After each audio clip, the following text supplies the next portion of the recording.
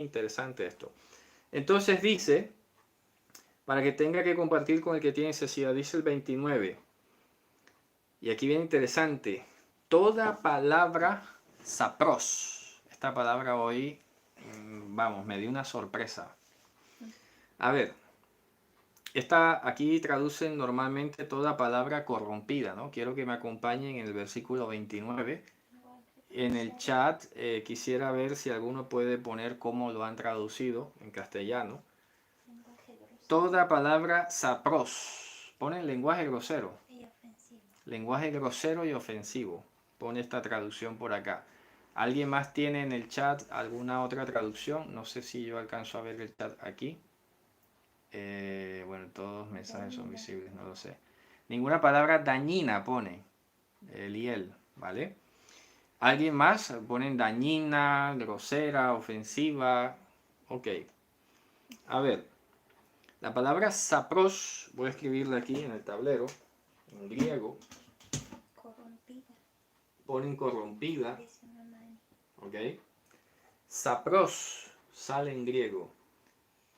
Sapros es básicamente sinónimo de viejo, envejecido, y esto inclusive tenía doble sentido. Presta mucha atención. Ponen palabra torpe. Imagínate tú, ponen de todo, ¿no? A ver, por eso es interesante conocer la historia de las palabras.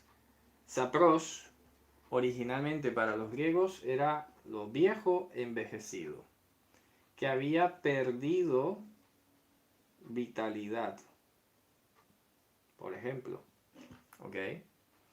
Pero resulta algo muy interesante, que a veces las cosas viejas sabían mejor, entre comillas. Y por eso la palabra sapros es etimología de la palabra sabroso. La palabra sabor y sabroso vienen de ahí.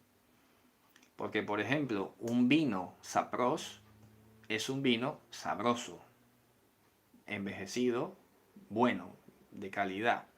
¿Ok?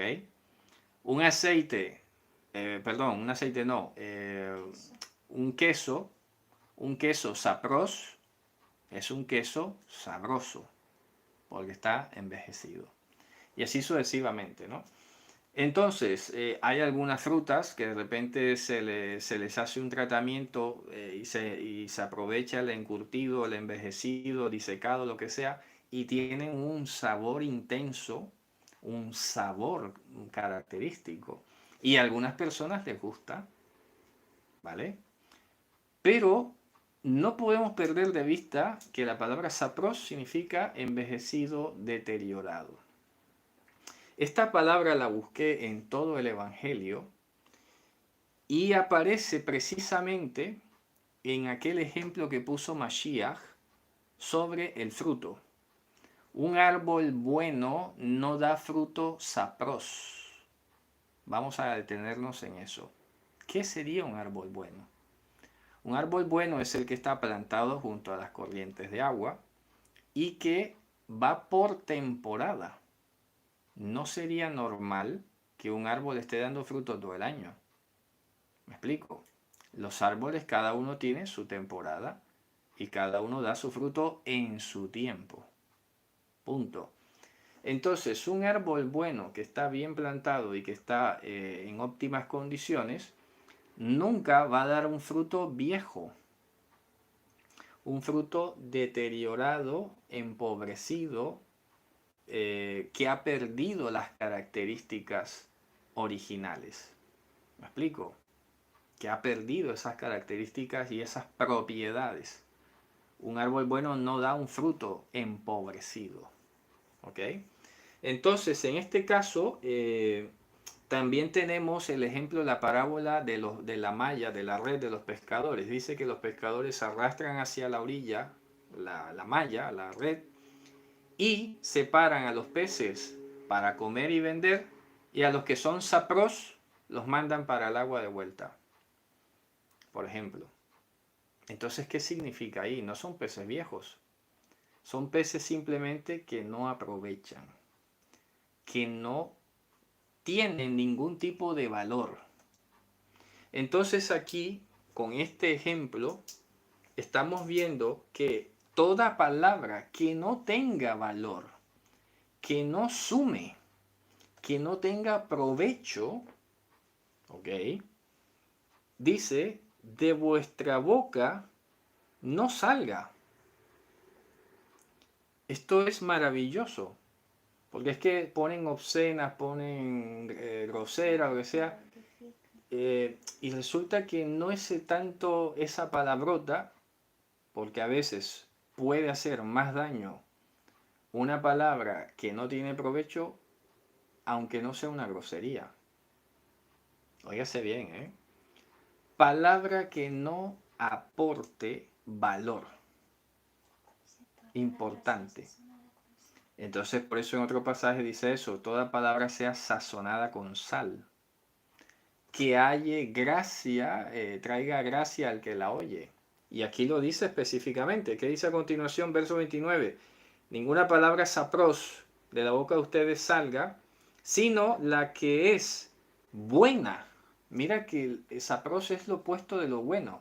Y esto es maravilloso porque aquí hemos dicho precisamente que algo es bueno cuando va a favor de la vida, la salud y el medio ambiente. ¿Se acuerdan que lo he dicho? Aquí lo he dicho. Es bueno cuando está a favor de la vida, la salud y el medio ambiente. En todos estos niveles, ¿no?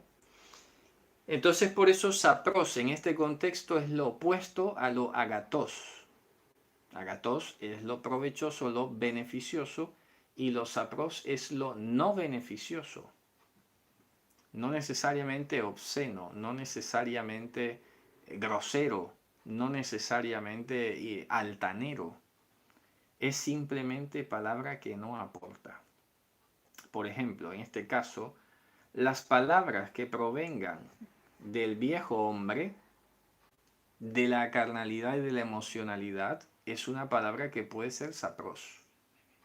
Es una palabra que no va a edificar, no va a aportar nada. Entonces, esto necesita un ejercicio muy profundo de revisión, porque para evitar que nuestra palabra sea sapros, tendremos entonces que revisar nuestro lenguaje. ¿Y en cómo lo hacemos? Que esto, la idea es que no sea difícil.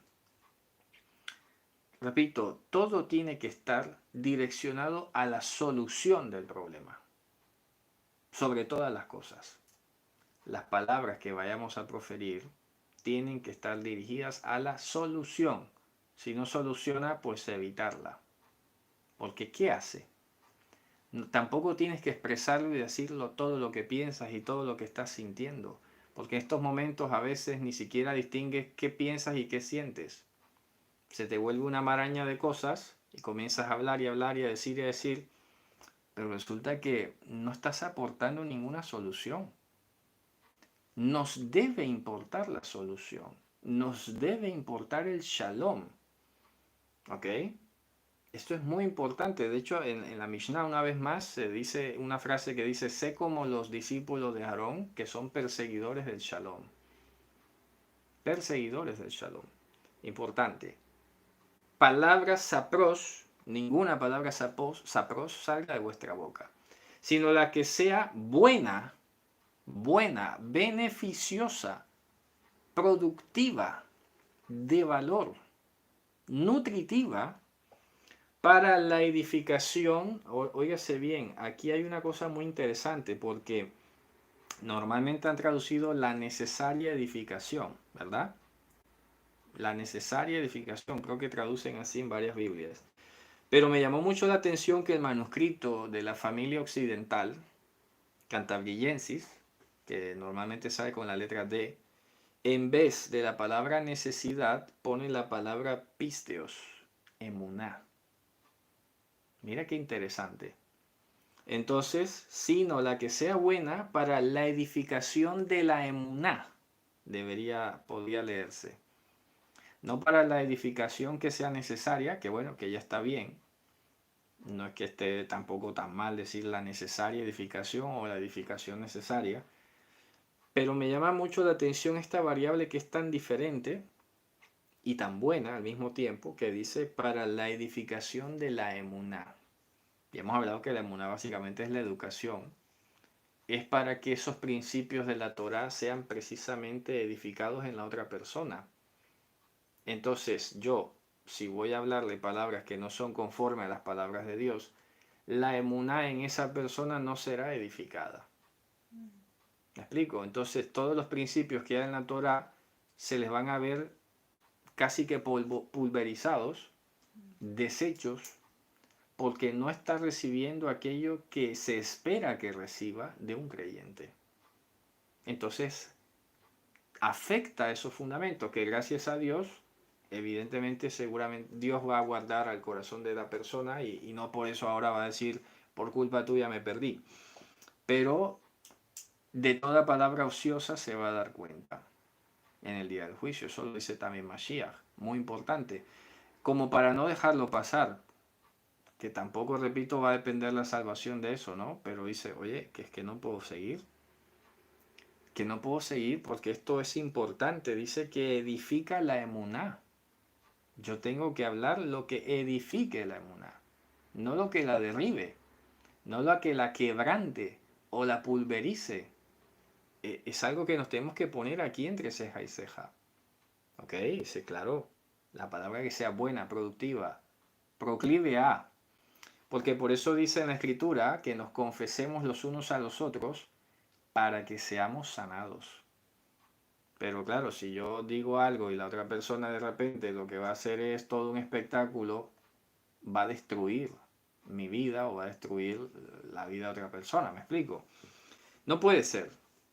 Las cosas tienen que estar dirigidas hacia el shalom, dirigidas en Emetz, dentro de Emetz, y para la solución de los problemas, no para la creación o la expansión de los problemas. Y aquí dice precisamente lo que hace un momento decíamos, a fin de o para que dé gracia a los que escuchan. Gracia. De gracia recibisteis, dad de gracia. ¿Ok? Se refiere a esto. Dios ha sido lleno de gracia contigo, pues tienes que ser lleno de gracia con el otro. No puede ser, ahí está el ejemplo de los deudores, ¿no? Entonces al que le perdonaron un montón, luego no podía perdonar al que debía un poquito.